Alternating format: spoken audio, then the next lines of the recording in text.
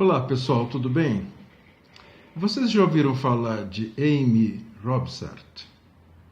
Provavelmente não, né? Porque não é um personagem de grande destaque da história inglesa.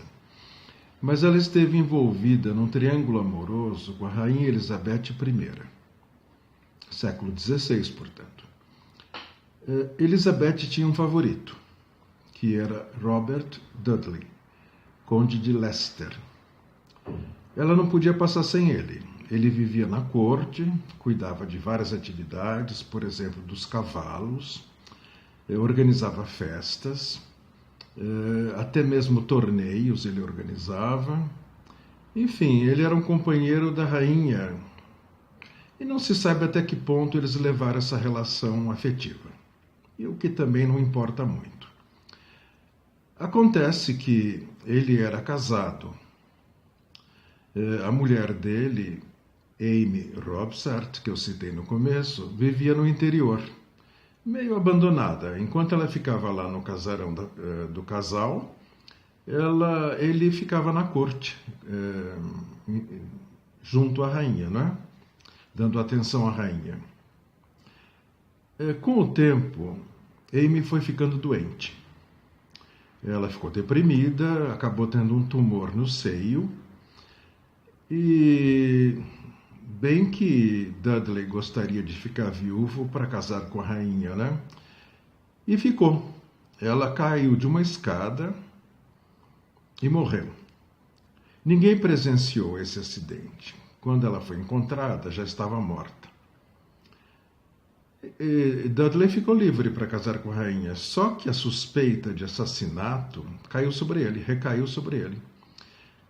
E houve um processo. Esse processo terminou com a absolvição dele. Ele saiu livre, mas a suspeita permaneceu na opinião pública. Então a rainha não o desposou, se é que ela queria mesmo casar com ele, né? O que é muito duvidoso, porque Elizabeth era muito independente. Não casou com ele. E ele continuou na corte como o favorito que sempre foi. Com o passar do tempo, ele se interessou por uma moça, que era dama de companhia da rainha, chamada Lettice Knollys. Só que para casar com ela, ele precisaria da autorização da rainha, porque era praxe naquele tempo, né? Casamento da nobreza só era permitido, só era feito se a rainha ou o rei, dependendo do caso, autorizasse. Ele sabia que essa autorização não viria, porque Elizabeth era muito ciumenta dos seus favoritos. Então o que eles fizeram? Fizeram um casamento secreto. Quando a rainha descobriu que eles tinham se casado, ficou furiosa. Expulsou os dois da corte. Com o tempo ela perdoou Robert, mas não Lettice. Lettice ficou para sempre na sua mansão do interior. Repetiu-se o mesmo caso que tinha acontecido com a primeira esposa de Robert, né? Lá ficou ela. Nunca mais foi admitida na corte.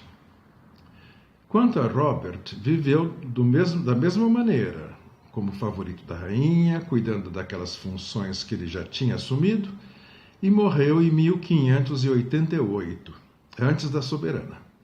Elizabeth ficou desesperada, trancou-se no quarto, não queria receber ninguém conseguia ter acesso a ela, foi preciso arrombar a porta do quarto da rainha para dar alguma atenção, algum atendimento a ela. Bom, essa é a história em linhas bem gerais. Agora é interessante observar também que essa Lettice, que ficou no interior, viúva de Robert, casou-se uma terceira vez, porque antes de Robert, ela já tinha tido um esposo, o conde de Essex. Depois ela teve Robert, o conde de Leicester, e ela casou uma terceira vez e viveu 90 anos, uma idade assombrosa para aquele tempo, não é? Ela é a mãe, pelo primeiro casamento, de Robert d'Evreux, que é o conde de Essex, que desafiou a rainha fomentando uma rebelião contra ela no final da vida da soberana, e que foi preso, julgado e decapitado. Essa história romanesca acabou virando ópera. No século XIX, Donizete escreveu Robert Devereux. E também há um filme famoso, mas não de grande qualidade, em que Bette Davis faz o papel da rainha. Se vocês quiserem mais informações sobre esses casos, eu recomendo um livro que se chama Os Companheiros de Cama de Elizabeth, Elizabeth's Bedfellows, de Anna Whitelock. E é uma forma de conhecer melhor a vida da rainha nos bastidores, né? A vida íntima da rainha. É isso por hoje. Na próxima vez falarei de um outro assunto interessante.